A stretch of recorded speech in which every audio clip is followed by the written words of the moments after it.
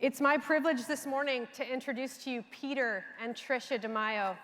They're coming to us from the Archdiocese of Philadelphia. They're agents of mercy, and they're here to share their testimony, so I want to tell you a little bit about them. Peter married his high school sweetheart, Tricia. They share their story of their experience of being uninformed and undereducated young adults when making decisions that would impact the rest of their lives. Peter's a successful businessman and a longtime advocate of respect for life. The two of them have always been Catholic, but today they're going to share with us their story of reversion and healing. Please help me welcome Pete and Tricia.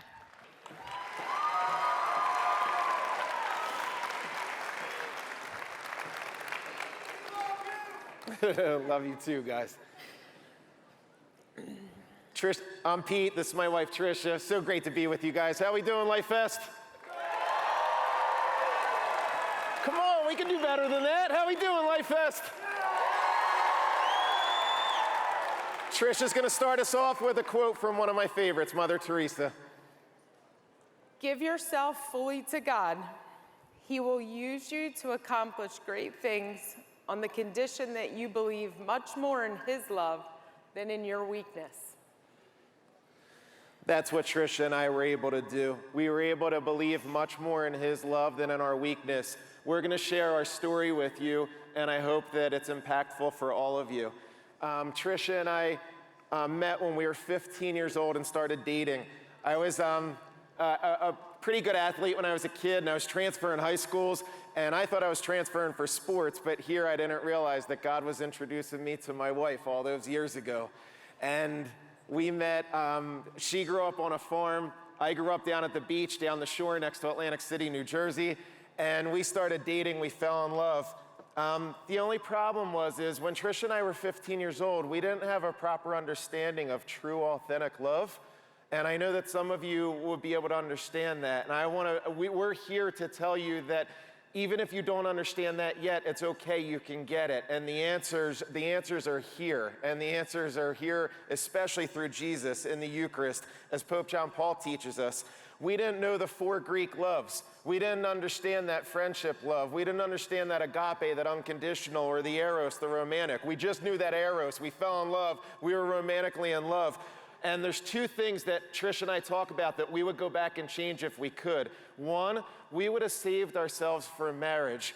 And I know there's a lot of people that say that, but trust us, we're telling you from a couple who's been together since we were 15 years old, because we realized that if we weren't sacrificing for each other, that love wasn't quite real. It wasn't quite full. It wasn't truly authentic, because in order for love to be truly authentic and pure, it has to be sacrificial in some way. There has to be some emptying of self for the other person. So, the other thing that Trish and I decided that we would change about our relationship is we wouldn't Live together. We wouldn't have lived together before we got married, because that would have saved a whole lot of trouble too.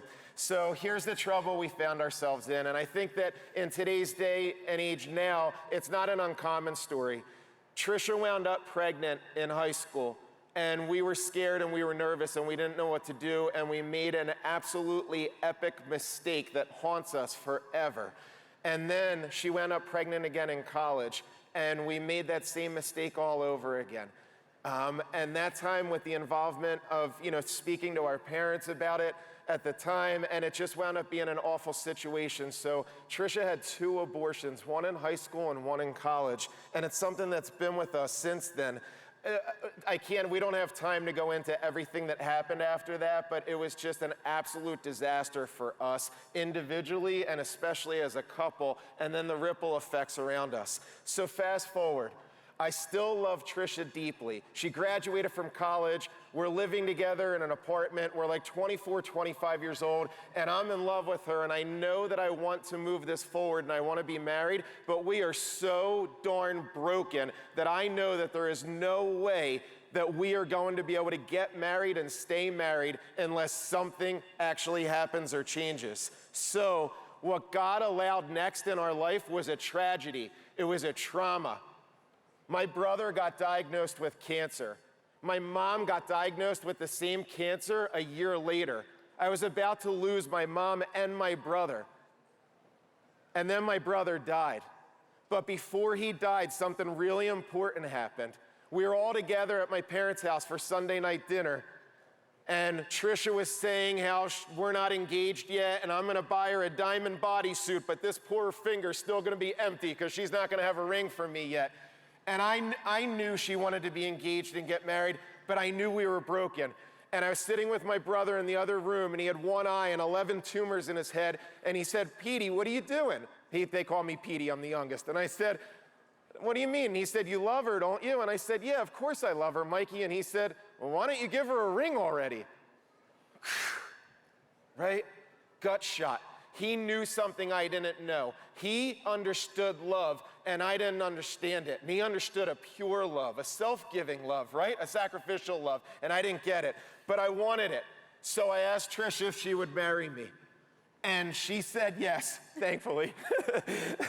And from that point on, I knew that we needed forgiveness and we needed love, because love truly is the answer.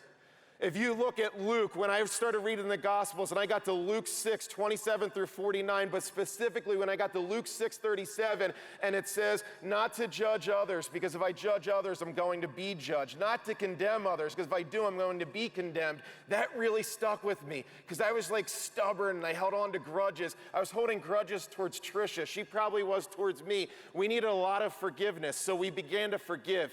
And then I heard something Mother Teresa said, and it was, where you don't see love, insert love, and there will be love.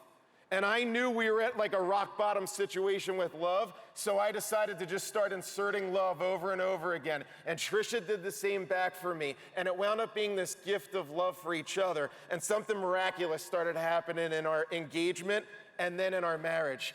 We went on retreat.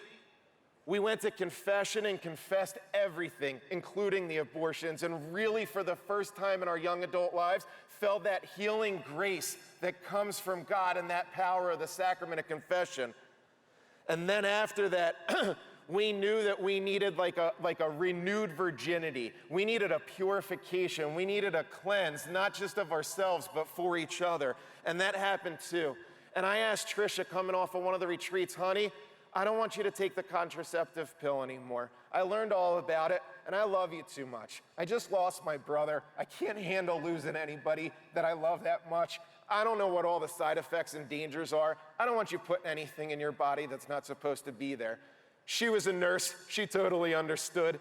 I think she liked hearing that I loved her so much. She winds up pregnant a month later. Our oldest son, Pete, who's here, was born on my brother Mike's birthday, the one who had just passed away from cancer. That's how God showed up in our lives. And we were so happy. We were so happy to experience true joy and happiness through the birth of that son that was healing that wound of losing my brother. We said, all right, well, we're just gonna be open to life, God. We don't know what that looks like, but we'll just do it. So we did it. And here comes Nikki a year later. And then I thought I loved my boys, and here comes Alyssa. Now I have a little girl. And I thought I loved Alyssa. We were busy. It was 3 kids in 2.5 years, so we were a little busy. So we took a little break. And then Jenna was born. And then Vincenzo was born. And then Gia was born. And we were a little busy again, so we took a little break again. And then the new baby came, Giovanni. And we are just loving him up as a family.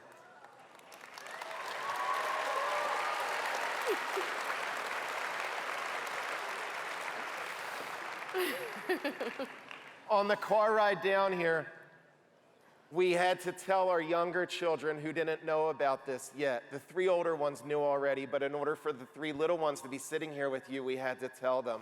And it opened up a really big wound in the car last night when we were driving down. We didn't get down here until like 1 in the morning. Our son had a senior basketball game, the senior night, so we had to stay. Well, as that wound is being opened, our daughter Alyssa said something really special. Tricia and I still haven't named those 2 children yet. And we knew we were supposed to, but it just didn't feel like the right time. Well, Alyssa Maria looked up on her phone the patron saint of healing, which is Raphael, and the patron saint of forgiveness, which is Maria Goretti. So now those 2 babies have a name, and it's Raphael and Maria Goretti. And we decided on that together as a family last night in the car.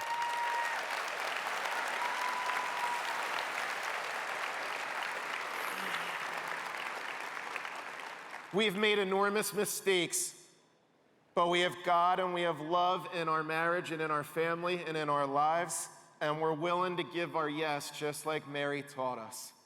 And we have to go to our Blessed Mother, and that's all we needed. We just continue to try to do that each day. We want our children to know how much we love them, how precious they are, how God has a plan for them individually in their lives. They certainly would not be here if it weren't for God creating them, choosing them, and giving them to us. And we're just their earthly parents, that's it. We're nothing more than that. They're on loan to us until God takes us all back again, and we understand that now. Love and life are so much bigger than each of us. There's this ripple effect, it's generational. We have a picture of our two great-grandmothers, their great-grandmothers holding them. Their great-grandmothers got to hold them and know them. Their four grandparents all know them. They know their four grandparents and love them. This issue of love and life is way bigger than just Tricia and I, and we wish that we could rewind and know that back then when we first met. For our Chosen fans, I want to wrap up with this. How many people out there like Chosen? We were one way, and now we're another, and in between was him. And the last thing I want to leave you with, and if it's okay, we'll just take quick 30 seconds and read this together. I would love for you to read it with me. Before my brother died, he had this up on his refrigerator, and I didn't understand it then, but I certainly understand it now, and I deeply want in my heart for all of you to understand this, and the Sisters of Life definitely understand this, and it's 1 Corinthians 13, and it's all about love. So if you don't mind, let's take a look and read this together. Read it with me. Love is patient. Love is kind. It does not envy. It does not boast. It is not self-seeking. It is not easily angered. It keeps no record of wrongs.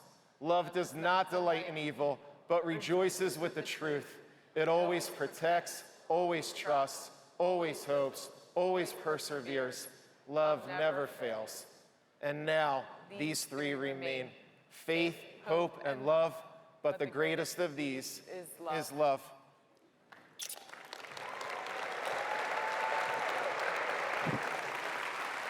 Thank you so much. This was such an honor for us to be with you. Thank you, Sisters of Life, and God bless all of you.